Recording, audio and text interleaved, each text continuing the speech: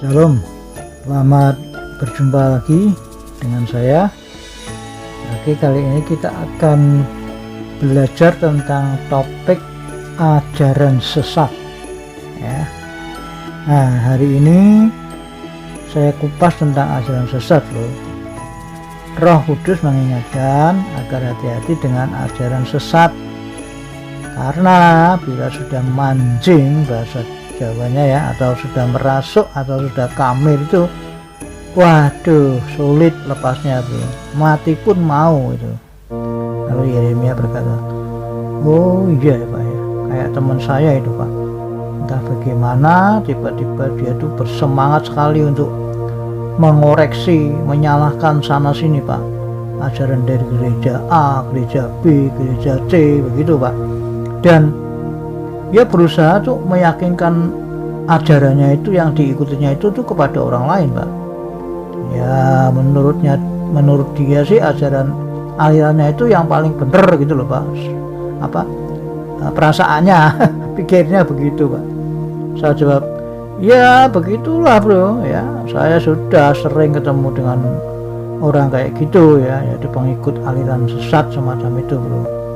Ada yang dari keluarga saya sendiri juga ada yang dari teman baik saya ya dan sebagainya bro. Ada orang macam kayak gitu itu ya, yang seperti bro katakan itu. Nah, mereka tuh intinya tuh mau menolak atau melawan terus firman Allah yang saya bagikan bro. Nah, lalu saya coba sih untuk meyakinkan dia, artinya apa ya, saya sayang ya, kan namanya keluarga atau teman ya dah, apalagi ya dah, sedangkan orang lainnya tidak kenal aja kita berusaha untuk menyelamatkan kan, intinya kan begitu. Tapi ini kan orang yang sudah kena aliran semacam itu kan sulit ya. Jadi sebaliknya, begitu saya mau meyakinkan dia malah menyerang ya, malah membenci saya, menghina, memfitnah dan sebagainya bro. Nah itu ciri orang yang sudah kena ajaran sesat bro. Cirinya seperti itu pasti ya. Lalu Yeremia berkata, oh gitu ya, wah jadi malah dia tuh juga rela kehilangan keluarga atau temennya demi mengikuti ajaran sesat itu daripada kehilangan ajarannya ya Pak ya. Malah seperti itu ya Pak ya. Saya jawab, betul bro, lah itulah namanya kejamnya ajaran sesat itu bro ya.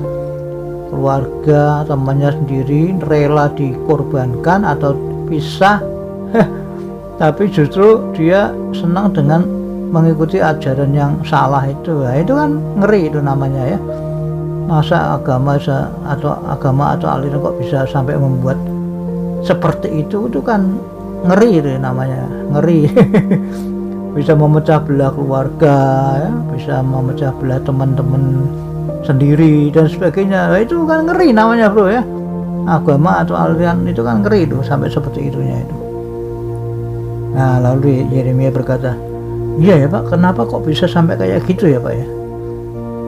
Saya jawab, ya karena mereka kan yang sudah kena ajaran sesat itu kan di dalamnya tuh sudah didiami roh penyesat namanya bro ya. Jadi jangan heran kalau orang semacam itu tuh rela kehilangan keluarganya ya, rela kehilangan teman-teman baiknya ya, bahkan tega membenci atau membunuh siapapun juga dah demi ajarannya diikuti. Nah itu itu ngeri, karena ada roh jahatnya itu di dalam orang itu, sudah kayak gitu, itu sudah tidak sadar, sudah semuanya sudah lupa ya. Nah ini ada bukti firmannya, soalnya saya tidak berani ngomong ngarang sendiri ya, kesalahan tanggung jawab saya nanti ya. Ada ini firmannya di 1 Timotius 4 ayat yang pertama, demikian bunyi firman Allah, tetapi roh, di sini roh guru besar Roh Kudus, artinya rohnya Allah ya, dengan tegas mengatakan bahwa di waktu-waktu kemudian ada orang yang akan murtad lalu mengikuti roh-roh penyesat. Nah, perhatikan ya, mengikuti roh-roh penyesat dan ajaran setan-setan. Nah, jadi ini saya dulu tidak tahu sebelum baca ini ya, saya senang berdebat dengan orang-orang yang di luar sana itu bro melalui Facebook ya, dari orang manapun juga, dari luar negeri mau dalam negeri dan sebagainya. Pokoknya saya senang ya, karena ya saya kan ingin membenarkan gitu loh, maksudnya kan sudah tahu firman Tuhan, masa saya diem saja lah. Tapi ternyata waktu itu saya tidak ngerti kalau orang-orang yang begitu itu di dalamnya itu ada roh jahatnya gitu loh namanya roh penyesat, dan ajarannya itu ajaran setan-setan itu gitu loh.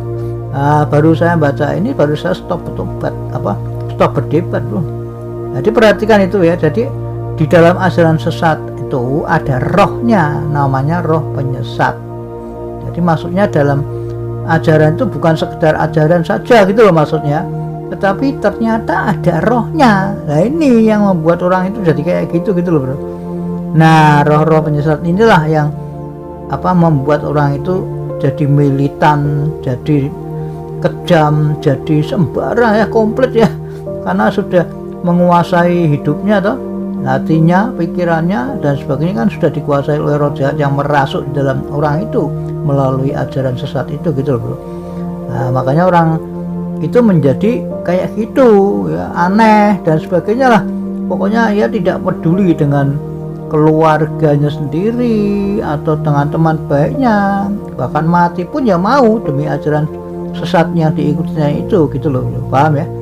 Lalu Yeremia berkata, oh gitu ya, wah baru tahu saya pak kalau ternyata di dalam ajaran sesat itu ada roh sipiotnya pak pantas teman saya yang kena ajaran sesat itu sangat sulit untuk dinasehati agar bertobat, bahkan rela pisah dengan keluarganya atau teman-temannya dan sebagainya demi ajaran yang diadutnya itu pak. Luar biasa ya, ngeri, hebat ngerinya itu ya, kayak gitu itu kok jadi aneh, jadi kejam, jadi tidak punya perasaan, tidak punya sopan dan sebagainya tuh pak, udah hilang semua pak. Saya jawab, ya betul bro. Jadi terjadinya perpisahan antar keluarga ya, teman, bahkan terjadinya perang, semua itu tuh karena adanya ajaran sesat itu bro. Dari sejak zaman dulu kala itu telah berlangsung bro. Semua itu memang program dari sipiot untuk membunuh manusia bro. Kenapa ya? Karena memang sipiot itu kan adalah pembunuh manusia dari sejak semula bro. Ayatnya ada ya di Yohanes 8 ayat 44. Demikian bunyi firman Allah, iblislah yang menjadi bapamu dan kamu ingin melakukan keinginan-keinginan bapamu. Ia adalah pembunuh manusia sejak semula dan tidak hidup dalam kebenaran, sebab di dalam dia tidak ada kebenaran. Apabila ia berkata dusta, ia berkata atas kehendaknya sendiri, sebab ia adalah pendusta dan bapa segala dusta. Ya benar kan? Jadi itu perhatikan tuh firman Allah itu, sipiot itu adalah pendusta, dan bukan hanya pendusta tapi dia bapa segala dusta ya. Oke, nanti kita lanjutkan pada bagian kedua. Tuhan Yesus memberkati.